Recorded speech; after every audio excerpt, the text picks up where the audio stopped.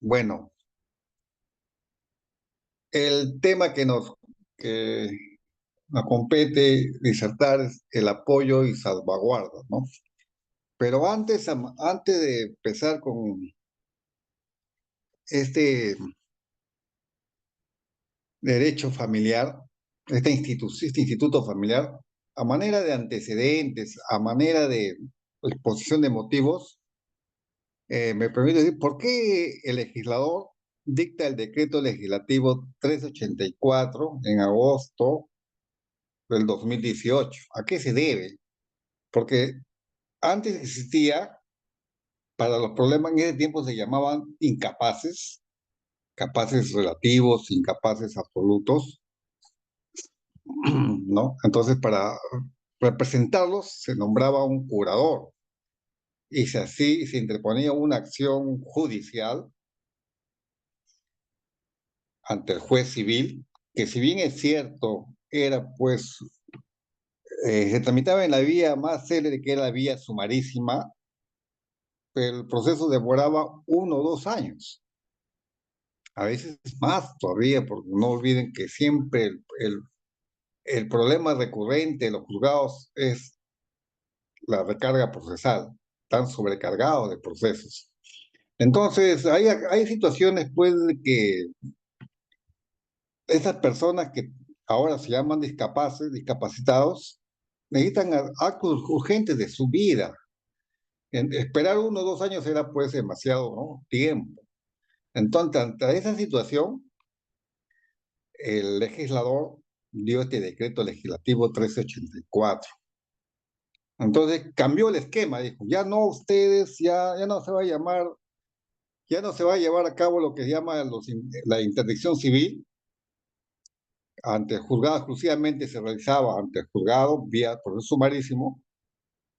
Entonces simplemente dice, ahora ya no hay incapaces, desterrado, proscrito, el, los llamados incapaces. Todos ahora tienen capacidad de goce y capacidad de ejercicio. Algunos, es cierto, tienen una discapacidad, pero es discapacidad restringida, pero ellos pueden expresar libremente su voluntad. Por lo tanto, pues, ellos pueden elegir un apoyo. Los que pueden manifestar de alguna forma su libre voluntad se van al notario y en el notario solicitan que se le nombre en apoyo a fulano de tal para determinados actos específicos. O sea, es un apoyo, ya no es un representante general de todos sus actos, es un apoyo nada más. Entonces, haciendo esa salvedad, voy a empezar ya con la clase en apoyo y salvaguarda. Son dos conceptos o dos sujetos distintos, ¿ah? No confundan. Apoyo es para ayudar y salvaguarda es para fiscalizar. Uno apoya al discapacitado a ciertos actos de su vida, celebrar contratos, ir al banco, por ejemplo, hacer un cobro, ¿no? Hacer cualquier otra actividad, ¿no? Y ese es el apoyo, el que ayuda, el que, ¿no? Y salvaguarda es el que controla, fiscaliza. El apoyo puede ser cualquier persona, siempre mayormente es algún allegado a la familia, ¿no? Y salvaguarda mayormente son la familia nuclear. O sea, el que va a fiscalizar, el que va a supervisar, va a controlar que la persona que designada como apoyo le está brindando las atenciones, no está abusando de ese cargo, entonces es un familiar, una familia nuclear puede ser la esposa, si es casado, el hijo, no. Y se tiene también hacia los padres, ¿no? Porque puede ser que una persona no tenga, pues, sea un adulto mayor de edad, un adulto y no tenga, pues, no sea casado, ¿no? No tenga casado ni hijo, ¿no? Entonces se extienden los padres. Entonces, bajo esa es bajo esas expresiones puntuales, hay que ir sabiendo qué cosa es el apoyo, ¿no? Los apoyos son personas que brindan asistencia a personas con discapacidad para que puedan ejercer sus derechos, mientras que las salvaguardas son medidas que garantizan que estos derechos sean respetados. Ahí ves, son dos sujetos, ¿sabes? El apoyo es quien brinda la asistencia y salvaguarda es quien garantiza, ¿a través de qué va a garantizar? A través de la fiscalización, la supervisión, ¿no? Que esos derechos que debe ejercer el apoyo sean pues realmente respetados, ¿no? No hay abuso, no hay exceso, porque sabe que a veces manejan dinero, o le pueden ser un trato cruel también a la persona, al discapacitado, ¿no? Entonces siempre necesita un control.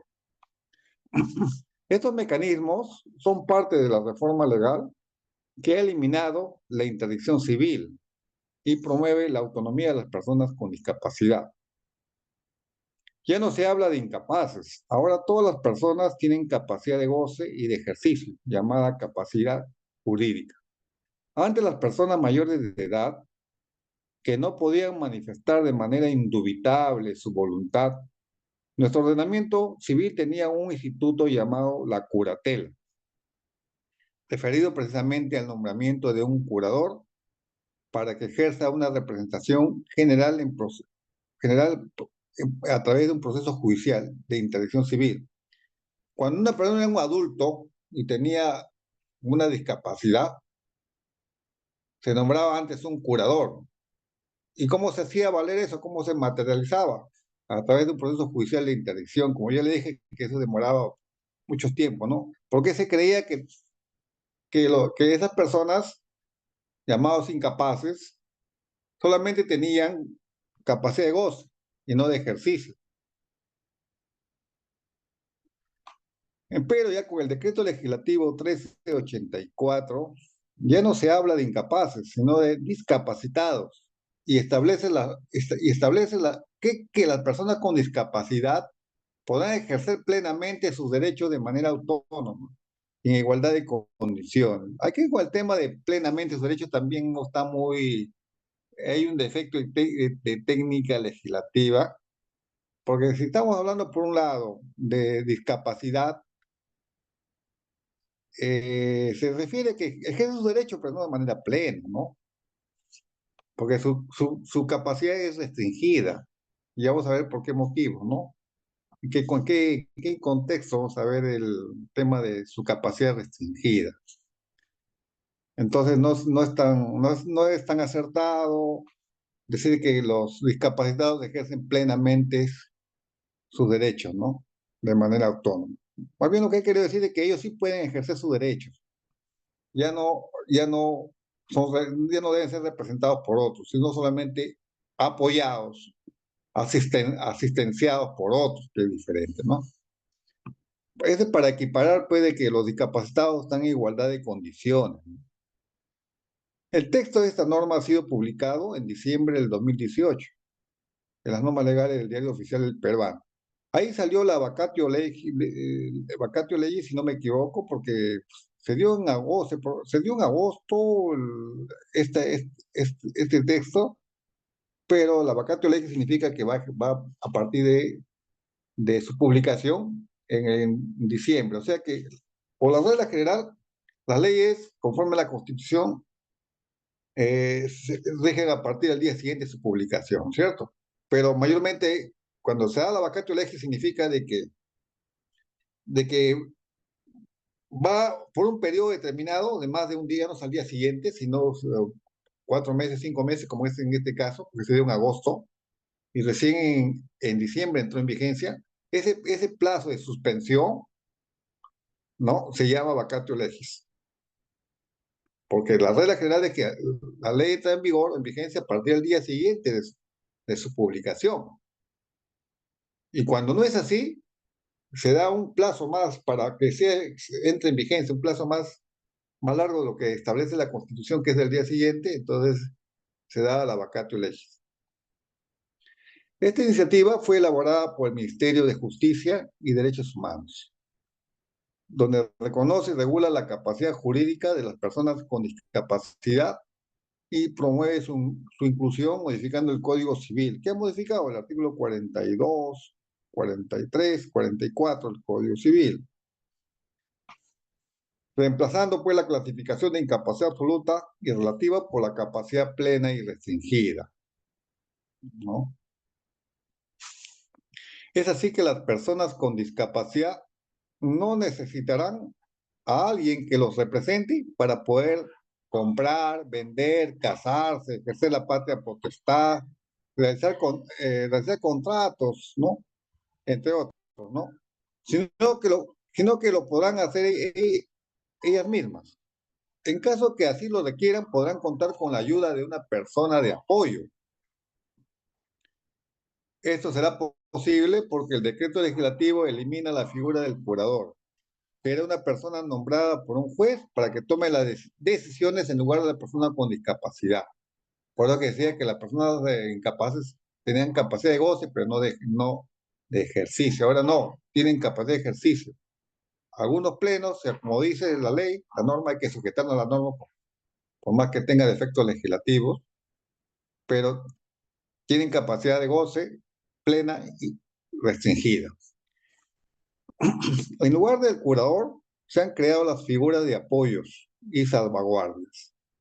Los apoyos son personas que brindarán asistencia y serán elegidos por las personas con discapacidad, mientras que las salvaguardias son medidas para garantizar el respeto de los derechos, la voluntad y las preferencias de la persona que recibe el apoyo. O sea, eh, uno presta la asistencia y el otro controla que se esté cumpliendo pues a cabalidad, pues, ¿no? Que esté cumpliendo de manera eficiente, ¿no? Y eficaz ese apoyo, ¿no? O sea, sin perjuicio pues del discapacitado, ¿no? Asimismo, la norma establece que se elimina el internamiento involuntario. Antes, por ejemplo, a una persona se le declaraba, era incapaz, ¿no? Por ejemplo, un toxicómano, ¿no? O sea, un drogadicto, en otras palabras, ¿no? Entonces, la familia lo llevaba a la fuerza y lo internaba, sin su consentimiento, ¿no? Porque esa persona se consideraba sano, no quería ir, o igual también a las personas que también le daban por loco, ¿no? Los que tenían esquizofrenia, una enfermedad así, de tipo mental, lo llevaba a la familia y lo internaba sin su consentimiento. Ahora dice que ya no puede ser eso, ya se tiene que tener el consentimiento de esa persona. O sea, en ese caso, del toxicómano o de la persona que está sufriendo alteración mental, salvo que su alteración pues sea completa, ¿no? En esa línea, el decreto legislativo señala que cualquier persona puede solicitar, o sea que en el caso de que ya hay un interdicto ya con sentencia firme, se está cumpliendo, entonces esta ley también contempla eso de que ya los que están con interdicto pueden pedir la reversión. O sea, ya no se anula el proceso que lo que han sido ya ya se han llevado el proceso con interdictos, sección civil, sino simplemente se adecúan al apoyo y salvaguarda. Porque sería pues inútil pues haber llevado un proceso de 2 años, te nombran salvaguarda, vamos a suponer el 2018 y justo en el mismo año sale la ley de salvaguarda y ya no va a valer el proceso que llevaba, ¿no? Si no se adecua, ¿no? Es importante también mencionar que se cambia el paradigma sobre discapacidad, pasando a un modelo social por el cual se combate la discriminación. Claro, hablar de incapaz es un poquito de peyorativo, ¿no? Por eso le dice, se discriminaba, ¿no? Con la promulgación de este decreto legislativo, el Perú adecua su ordenamiento a la Convención Internacional sobre los Derechos de las Personas con Discapacidad. Usted sabe que las personas con discapacidad ahora tienen un registro, ¿no? Que se llama CONADIS, ¿no? Si no me equivoco, está en la cuadra 4 de Unidad Petituar, ahí es un registro donde le dan un carnet y gozan de ciertos beneficios. Hay discapacidad moderada y una discapacidad más fuerte y se diferencia por el tipo de carnet. El carnet amarillo es el de discapacidad más grave y discapacidad moderada es el carnet amarillo. y tiene una serie de beneficios, ¿no? Se llama CONADIS.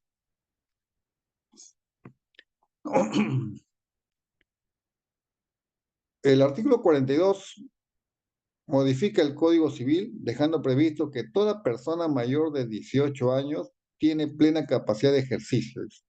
Esto incluye a las personas con discapacidad.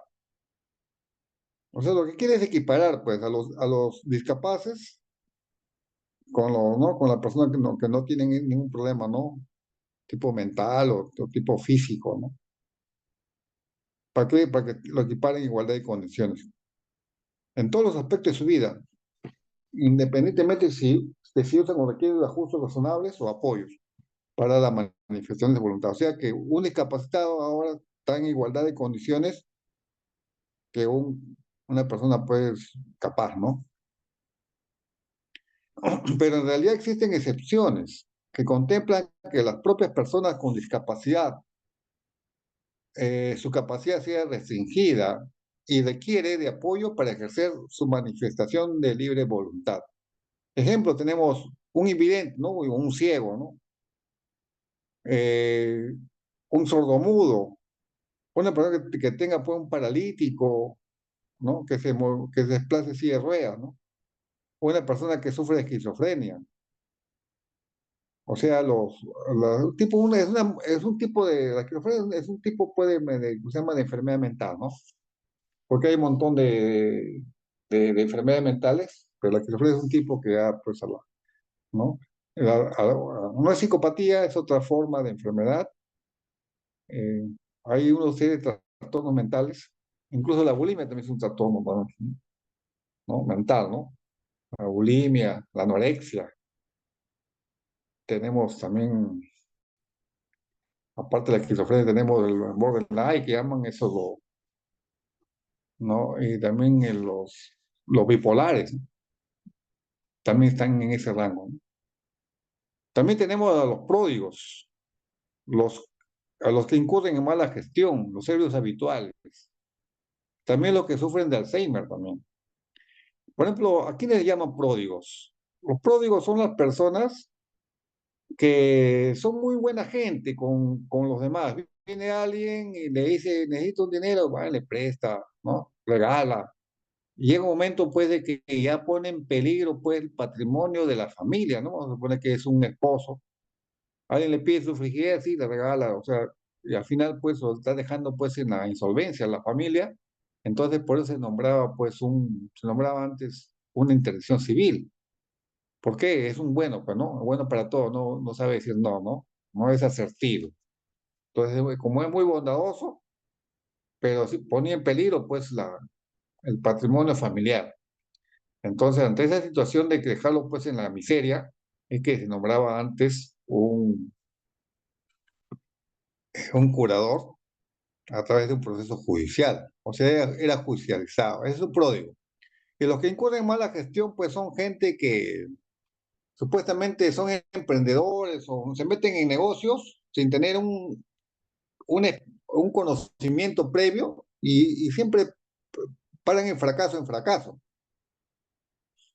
¿no? Entonces, dicen, esta vez negocio me fallé, a la siguiente voy a acertar y así en ese plan, cuando se dan cuenta, pues han gastado casi todo el patrimonio ¿no? Se han endeudado con las financieras, los bancos, se han prestado dinero a los familiares, todo, y no han acertado en el negocio. Y sí, ellos piensan que siempre a la siguiente va la vencida. Es como casi como un ludópata, ¿no? Que va a jugar y juega, cree que siempre va a ganar, ¿no? Algo así, ¿no? Entonces, incurre en mala gestión, también está sujeto a un apoyo. Los ebrios habituales, por supuesto, pero no esa persona ya por su comportamiento eh, prácticamente pues pone en zozobra y en peligro la economía, ¿no? Porque el dinero se lo gasta. Es muy habitual pues un ebrio consuetudinario, ¿no? No es un bebedor social, sino es un ebrio ya que necesita ya, es prácticamente, es una enfermedad, ¿no? Incluso está sujeto al síndrome de abstinencia, ¿no? Pues no toma, le empieza a dar temblores, nervios y cosas, ¿no? También hay gente que por el tema de la edad, le da el Alzheimer, ¿no? Que es la enfermedad del olvido, ¿no? Del adulto mayor, ¿no? Ellos se olvidan hasta de cómo se comen. Salen a la calle, y a veces no salen noticias, ¿no? En periódicos, en redes sociales, que se perdió un anciano, una persona, salió a su casa y no regresa porque ya se olvidó dónde vive, quién es también. Y aparece pues de varios días, ¿no? O varias semanas, a veces meses. Todas esas personas que sufren Alzheimer, que producto de un deterioro pues, neuronal, entonces requiere supervisión permanente por familiares cercanos y que debe ser corroborado con el informe. Ya eso ya se va a ver en su momento, ¿no? Eso es cuando se judicializa. Ahora, estas personas, un invidente, un, una persona que, un mal gestor, ¿no? Por lo general, las personas que pueden de alguna manera, un ciego, por ejemplo, un ciego tiene sus facultades, ¿no? Realmente no ve, ¿no? Los demás sentidos están incluso hasta más desarrollados que una persona que tiene los cinco sentidos. Entonces, esa persona tranquilamente, ¿cuál es el cambio? Ellas tranquilamente van, se apersonan a una notaría para nombrar un apoyo y salvaguardo. Pero ese apoyo y salvaguarda que van al notario es específicamente para ciertos actos de su vida, como para, por ejemplo, cobrar una pensión, celebrar algún acto jurídico, no sea matrimonio, de repente puede ser cualquier contrato, compra-venta. Entonces ellos sí libremente pueden acercarse a una notaría y hacen el trámite y prácticamente es rápido, ¿no? Esa es la diferencia con la intención civil que antes era judicializado, sí o sí era ante el juez. Ahora no, a ellos que tienen su capacidad restringida tranquilamente y pueden manifestar su voluntad. Por ejemplo, un sordo mudo puede manifestarse, puede comunicarse a través de gestos y señas, ¿no es cierto? Entonces, por lo tanto, puede un notario y tranquilamente puede proponer, puede pedir que a tal persona sea su apoyo. Entonces, el notario libremente lo va a hacer y es rápido, es bien rápido. Pero la ley permite, si bien es cierto, también a los juzgados, pero nadie en su sano juicio pues, va a ir a un juzgado para que demore 2 años, ¿no? ¿No? Y tiene que hacer colas interminables, juzgado la larga, con el tema de que para emitir la demanda, demora 3 meses, una vez que emitió la demanda, si es cierto, un proceso no contencioso, pero ya lo vamos a ver en su momento, va a pedir al equipo multidisciplinario del juzgado para que emita un informe, y eso demora como 4 o 5 meses. Entonces, por eso le digo, nadie usando juicio sabiendo que puede ir a un notario, ¿no? De una manera rápida, se le nombra un apoyo, va a ir al juzgado, no, sería suicida, ¿no? Por eso ellos no, se apersonan a una notaría y lo hacen el plan. Ahora, pero sucede que también hay gente que discapacitados que están en estado de coma, ¿no? Producto de un accidente, una mala praxis médica y quedó pues, en estado vegetal, ¿no? Llamado vegetal. Entonces, esa persona que lógicamente eh, no manifiesta su libre voluntad, ¿no? Pero, pero esa persona que está en estado de coma requiere pues una supervisión permanente por familiares cercanos, ¿no? O por cualquier persona, ¿no? Entonces, evidentemente está imposibilitado de manifestar su voluntad y cualquier persona de su entorno, ¿no? Familiar, más cercano, lo tendrá que solicitar ante el Poder Judicial. No hay otra, es la única manera de que se tiene que transitar por la vía judicial. ¿Ya? No cuando está en estado de coma, ¿no? Cuando está imposibilitado de alguna forma o tiene un retardo, pues, bastante marcado, entonces no se puede establecer cuál es su expresión, no puede expresar libremente su voluntad, entonces tiene que ir a la vía judicial, a la vía más larga, ¿no? Para que dentro de un trámite en la vía no contencioso se le nombre un apoyo y salvaguarda. Pero, ojo, este es para actos específicos, no es para una representación general, para ciertos actos específicos, bajo la supervisión y vigilancia de un consejo de familia, o sea, de un salvaguarda. O sea, van y paralelamente nombran el apoyo y salvaguarda, alguien que lo va a fiscalizar a esa persona, así que va a ejercer la asistencia. Ya, ese consejo de familia mayormente está conformado por su familia nuclear. En realidad, el consejo de familia no es porque le llaman a la familia cuando, es decir, puede ser su esposa, su esposo e hijos, ¿no? Claro está que la persona que designa el juez como apoyo y salvaguarda está en plena libertad de no aceptar la responsabilidad. O sea que si se le está nombrando una defensa de la guardia, la persona dice, no, yo no puedo cuidar, no puedo estar fiscalizando, ¿no? Entonces, no, el juez no le va a exigir sí o sí. Ya se tendrá pues que nombrar a otra persona, ¿no? El decreto legislativo 384 en su disposición complementaria deroga el numeral 2 del artículo 43. ¿Qué dice el numeral 2 del artículo 43? Es que estaba referido a lo que por cualquier causa se encuentre privado de discernimiento. Referido pues a los orates, ¿no? No pueden pues, los orates está pues en otro, no está en su mundo actual, está en otra cosa, ¿no? No, a veces no se siente Napoleón, se siente, ¿no? De repente Herodes, bueno, en fin, ¿no? Entonces ellos no están privados de la realidad. Y los numerales 2 y 3 del artículo 44 también han sido modificados, referido a los retardados mentales, a los que adolecen de deterioro mental que les impida manifestar su libre voluntad. Es decir, con la entrada en vigencia de dicho decreto legislativo, las personas con discapacidad tienen capacidad de goce y de ejercicio ahora, quedando proscrita la interdicción civil. ¿Por qué antes se hablaba de interdicción civil?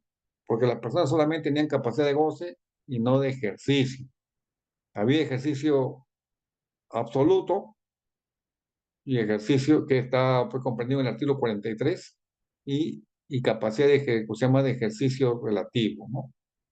Y los absolutos, por ejemplo, eran las personas menores de 16 años y las personas pues, que carecían de discernimiento, ¿no? Eso ha sido proscrito. Y los relativos, pues, está entre los 16 a 18 años. Y lo que hemos dicho también, hablaba también de los retardados, o sea, hablaba también de los retardados mentales, ¿no? Retardados mentales, hablaba de los que adolecen de deterioro mental, ¿no? Esos incisos 2 y 3 han sido ya prácticamente proscritos, pero ha quedado los ebrios habituales, los toxicómanos, ha quedado pues mal gestor, el pródigo. Pero más bien se ha agregado un numeral más o un inciso más, el noveno, que se refiere a lo que, lo que se encuentra en estado de coma.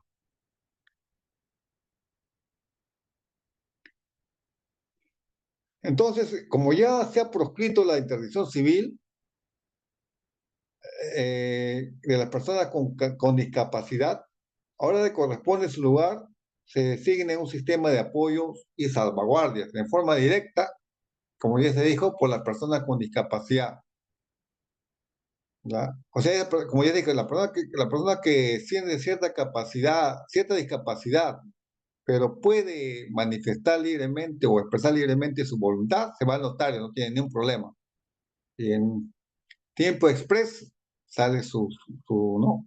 Nombrado su apoyo y su salvaguarda, ¿no? El problema está cuando no puede manifestar su voluntad.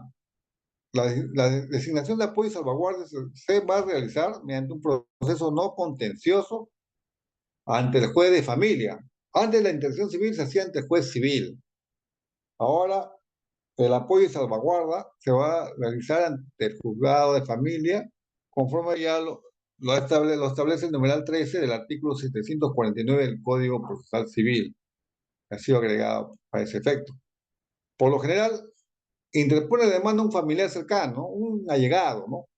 Interpone la demanda Si reúne los requisitos de forma y de fondo, admite la demanda y notificará a la familia nuclear.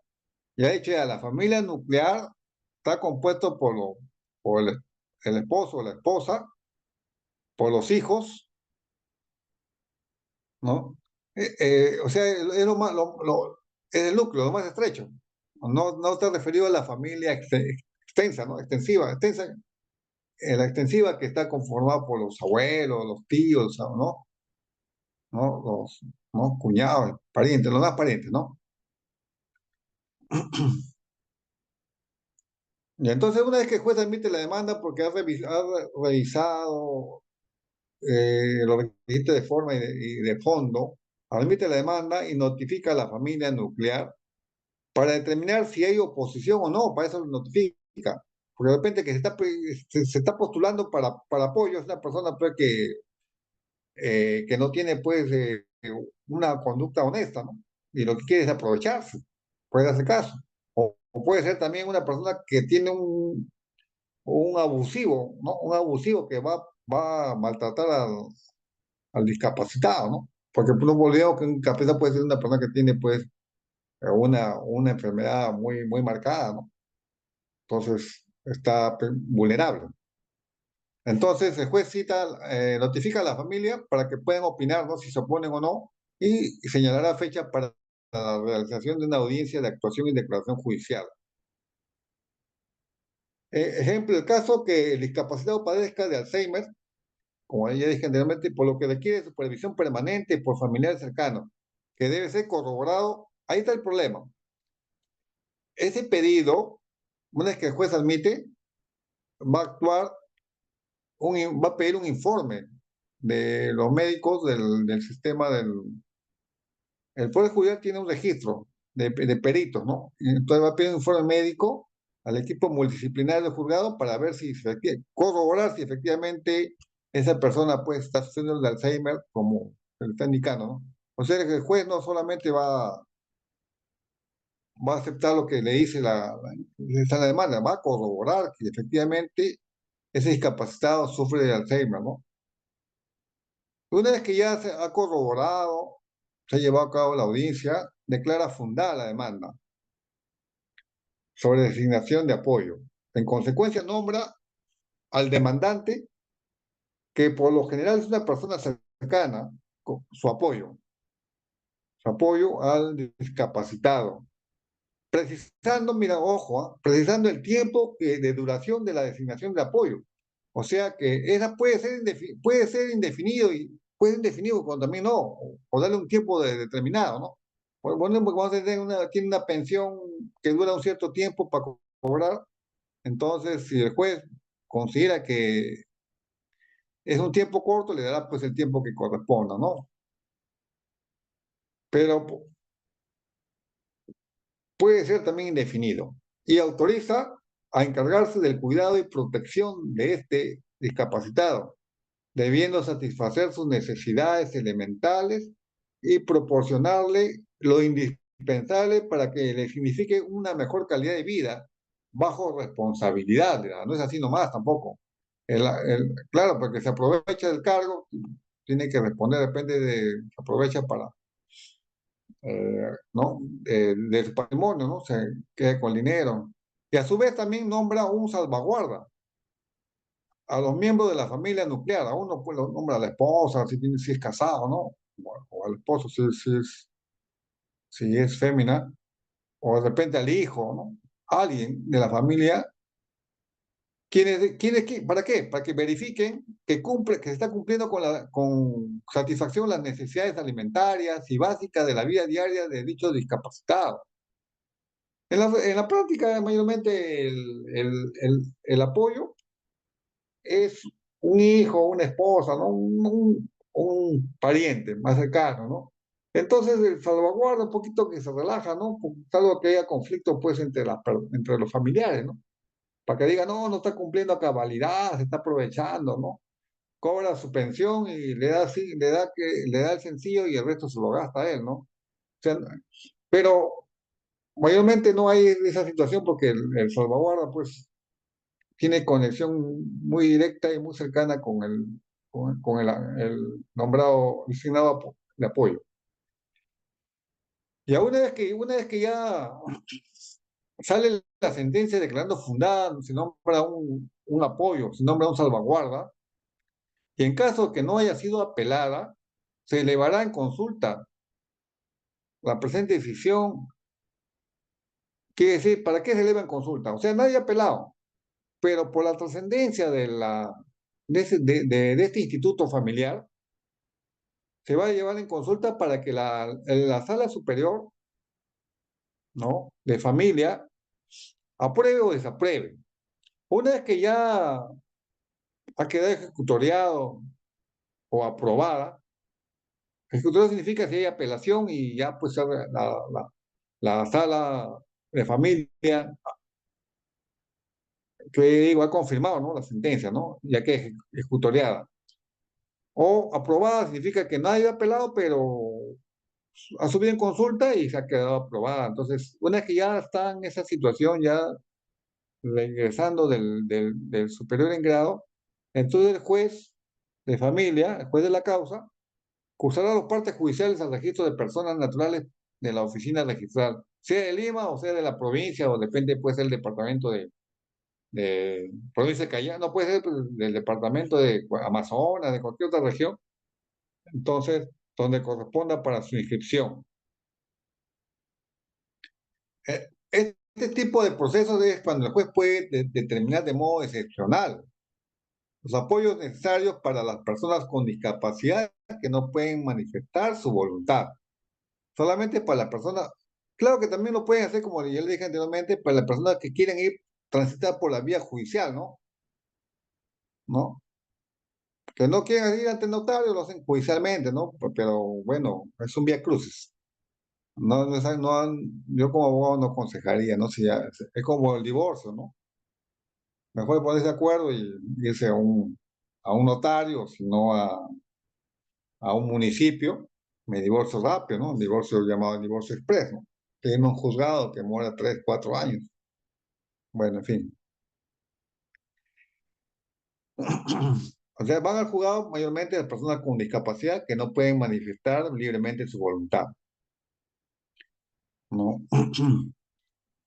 Ahí están comprendidas las personas en estado de coma.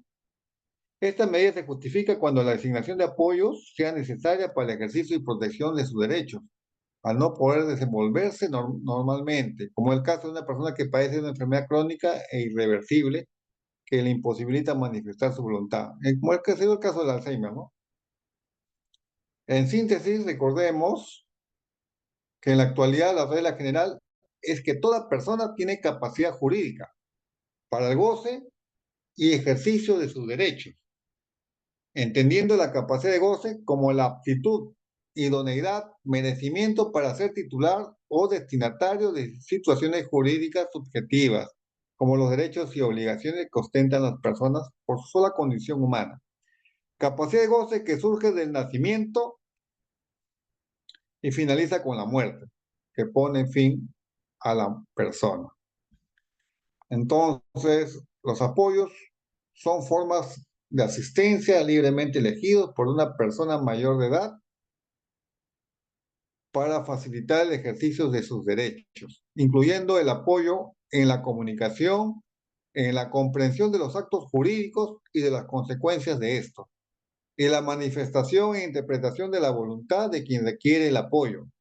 Quien apoya, ojo, quien apoya no tiene facultades de representación, salvo en los casos que ellos establezca expresamente por decisión de la persona con necesidad de apoyo, o el juez, en el caso del artículo 569 del Código Civil, cuando el apoyo requiere interpretar la voluntad de la persona a quien asiste. O sea, cuando la persona no puede, pues, manifestar, entonces aplica el criterio de la mejor interpretación de la voluntad. Considerando la trayectoria de vida de la persona, las previas manifestaciones, ya es un tema interpretativo, ¿no? ¿Qué cosa quiere? En realidad no puede expresar su voluntad, ¿no? Ahora, por eso la crítica que le hacen a los apoyos es de que estas personas, si hacen una mala gestión, vamos a suponer, no tiene responsabilidad quien apoya, porque dice que si es expresión de su libre voluntad del discapacitado. Entonces, por lo tanto, yo solamente estoy asistiendo, estoy apoyando la voluntad que él quiere. Antes, por ejemplo, en interacción civil, sí, en ese sentido, si el que incurría en interacción civil y se aprovechaba de su patrimonio, como era su representante, lo representaba al incapaz en aquel entonces respondía, hasta incluso penalmente, ¿no?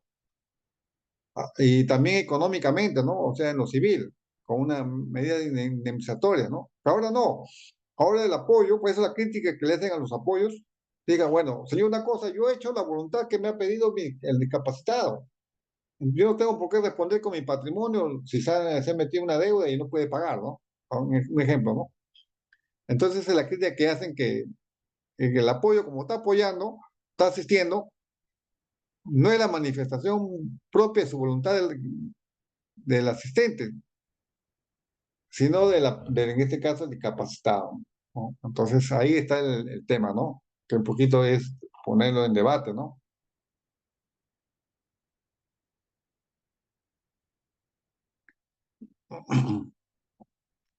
Y, y hay que tener claro también los salvaguardas. Como ya dije, los salvaguardias son medidas para garantizar el respeto de los derechos, la voluntad y las preferencias de las personas que reciben apoyo. ¿Para qué? Para prevenir el abuso y la influencia indebida por parte de quien brinda tales apoyos, así como evitar la afectación o poner en riesgo los derechos de las personas asistidas. O sea que, por un lado, está el apoyo, y, que es una persona que va a asistir, y por otro está el lado los salvaguardas, que es otra persona que va a controlar, va a fiscalizar, va a supervisar la labor del apoyo, la persona que está apoyando. Bueno, creo que eso es lo más lo que he podido más sintetizar, que quede claro que los discapacitados pues tienen ahora un marco normativo, que es el decreto legislativo 1384, que modifica pues, ¿no? Los artículos 42, 43 y 44 y siguientes del Código Civil. Entonces ahora sí gozan de ya, ¿no? De plena capacidad de ejercicio, ¿sí? Ya deciden ¿no? Y cuando por excepción es de cuando están en estado de coma, ¿no? Entonces van a un proceso judicial, ya, proceso no contencioso. Pero lo curioso es que el proceso no contencioso, es cierto, no hay, mira, una de las finalidades de la justicia es resolver conflictos o resolver una incertidumbre jurídica. Y por la vía contenciosa se resuelve una incertidumbre jurídica. O sea, ahí no hay litis, ahí solamente hay una situación de imprecisión, ¿no? En el caso de la guarda no hay litis, o sea, en el caso del apoyo no hay litis, hay solamente nombrar a una persona porque esta persona no puede, pues, eh, no manifestarse se manifiesta, está bien, pero necesita, pues, de repente, por ejemplo, para que una persona, un adulto mayor que necesita para ir a cobrar ¿no?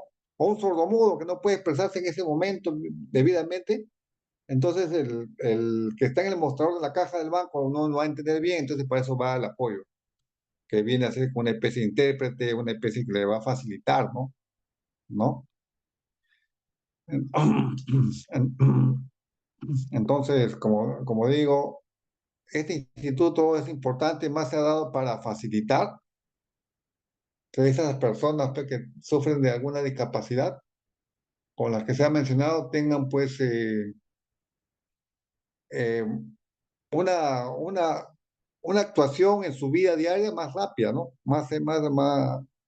Menos que no, sin ser menos engorroso. Lo que quiere decir de los procesos contenciosos, que bien si es rápido, pues una sola audiencia de actuación de declaración judicial, y después sale a poco tiempo, sale la sentencia. El, el asunto es que las tasas judiciales son muy caras. O sea, debería ser todo lo contrario. Si no hay litis, ¿por qué las tasas judiciales se duplican? Por ejemplo, Un oferente de pruebas normalmente ahora, actualmente en este año, la tabla arancelaria pues está 530 soles, ¿no? O 515, ¿ya? Pero es la oferente de prueba de un proceso de cognición, un proceso de conocimiento, o proceso sumarísimo, o proceso abreviado. Pero un proceso no contencioso que en donde no hay litis, solamente una incertidumbre jurídica, le cobran el doble. Ya no es 51.50 para la tasa o el derecho de ofrecimiento de pruebas, sino en este caso sería 103 soles, ¿no? El doble. Entonces ahí lo que no es lo inexplicable, porque si sería todo lo contrario, ¿no? Porque cobran demasiado, ¿no? Las tasas. No reflejan pues los gastos reales. Es como por ejemplo cuando también piden copia certificada, ¿no? Una copia certificada, no entiendo por qué, si el funcionario que es el secretario de juzgado, que es el que certifica las copias, cuesta por cada copia, por cada folio cuesta 5 dólares 30. Y a veces una sentencia, si uno lee una sentencia tiene como 25 páginas, otra tiene 35. Y uno lee prácticamente, hay un copy y pega, porque casi todos son, las primeras 10 15 hojas es repetitivo, conceptos, repetir la parte positiva que presentó la demandante, que presentó el demandado, ¿no? ¿Qué dicen los conceptos jurídicos? Y la parte pues, principal, la primordial, la que delibera la valoración del juzgado, son una o dos hojas, pero por eso hay que pagar el número total de hojas que a veces es bien caro, ¿no? Entonces, no sé, eso también va de desmedro. Es como el caso también de las papeletas, ¿no? Las papeletas de habilitación del abogado. No entiendo por qué piden a un abogado su papeleta sin el sistema. El juez que considere pues, que el abogado no está habilitado no paga su cotización mensual al colegio de abogados, simplemente va nomás a la habilidad del CAL y ve si está habilitado nada más, simplemente. Entonces no sé por qué le hace. El problema no es porque tiene que pagar porque cuesta 5 soles, sino que para que tenga ese certificado no lo dan virtual, hay que recogerle el documento. Ese es el problema. Más se encarece. Al final, ¿quién va a hacer a quién le cargan ese costo? ¿Cómo se llama? Al justiciado, al justiciable, ¿no? El que solicita el servicio, porque el abogado no va a poner su bolsillo, ¿sí? Entonces va a encarecer más el servicio. Así como los centros de conciliación, ¿no? Que todavía no cumplen ese propósito y solamente se ha convertido en una suerte de un requisito más, ¿no? Un requisito más y ¿por qué? Porque no hay esa voluntad, pues, de nosotros de conciliar, ¿no? A nivel extrajudicial, ¿no? Entonces ha encarecido más la justicia. Bueno, joven, no lo quiero cansar más y espero que lo poco que se ha expuesto le sirva de utilidad, ¿no? Al menos ya saben pues, que hay un apoyo, hay un salvaguarda que son diferentes, que ahora todos tienen capacidad de ejercicio, ¿no? Y que uno va al notario cuando puede manifestar su voluntad y cuando no se puede, se tiene que ir a la vía judicial, ¿no? ¿No? Que ese se inscribe también en el registro de personas, ¿no? En el registro público, ¿no? El registro de personas para que se pueda saber pues, que tiene alguien que le está asistiendo, ¿no?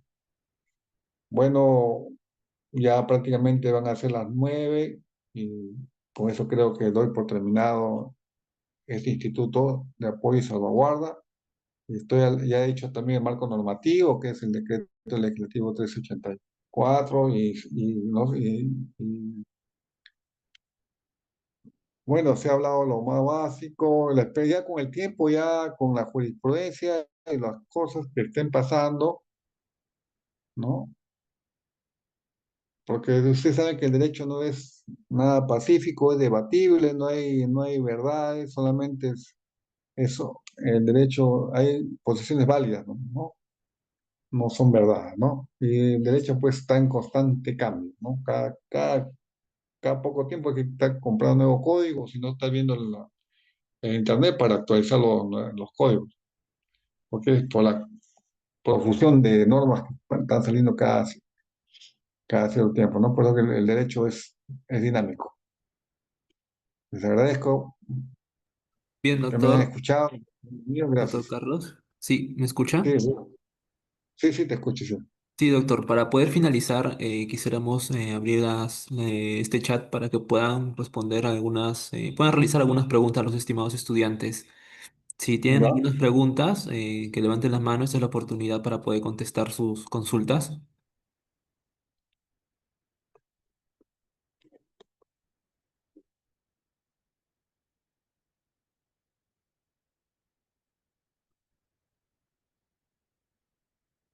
Bien, doctor, tenemos una consulta de la compañera Abigail Vargas. Nos comenta, buenas noches, doctor. ¿Qué protocolos se deben seguir en caso de una emergencia natural para salvaguardar a la población civil? Pero eso es salvaguardia para una persona en concreto, población civil, no entiendo bien la pregunta, muy genérica. Salvaguardia porque hay un caso en concreto de una persona con discapacidad, sea discapacidad restringida, que lo más práctico pues es va al notario, ¿no? ¿No? Una persona que tenga un ciego, por ejemplo, no puede hacer ciertos actos, por ejemplo, a un ciego no puede firmar un contrato porque no sabe lo que está firmando, ¿no? Por más que, claro, que tiene la lectura braille, de todas maneras se necesita de repente una persona que la asista para que diga, le lea lo que va a firmar. Entonces, ¿qué hace? Lo primero que hace, va al notario y es rápido, pero la población civil, no entiendo muy genérico la pregunta, porque eso está pensado para las personas con discapacidad en forma individual, ¿no? Hay una gran variedad ¿cómo se llama?, discapacitados, pues, ¿no? Entonces, para eso está pensado, para hacerlo más rápido y puedan pues acudir a un notario, ¿no? Va a un notario y en términos más céleres sale su apoyo, porque van incluso con el apoyo, van con las personas que van a salvaguardar el apoyo, que es requisito básico, un requisito en cual, ¿no? Que él va a hacer el apoyo y acá está la persona que va a supervisar o va a controlar el apoyo, ¿no? Van con eso y el notario en forma rápida lo hace. Pero el tema es cuando se judicializa, ¿no? Porque eso ya toma más tiempo, por la carga procesal, porque piden comprobar verificación de la discapacidad. Y hasta que no ven peritos, acepten el cargo, ¿no? Entonces demora un buen tiempo, ¿no? Pero esa es la pregunta, de verdad que no lo he entendido bien, pues la población civil, esto es solamente para personas, casos individuales, casos concretos.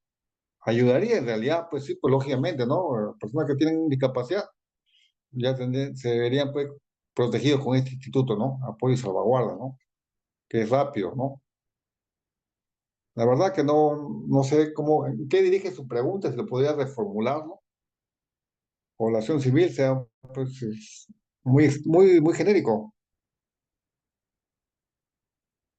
Bien, ¿no? estimados estudiantes, ¿tienen alguna otra consulta en que podemos ayudarlos?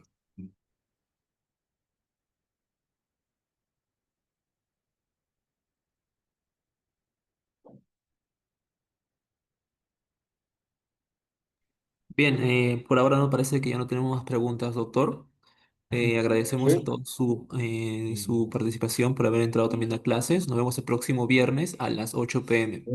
muy La bien, clase muy también bien. estará disponible por YouTube para para su respectivo repaso. Muchas gracias, hasta la próxima. Ok.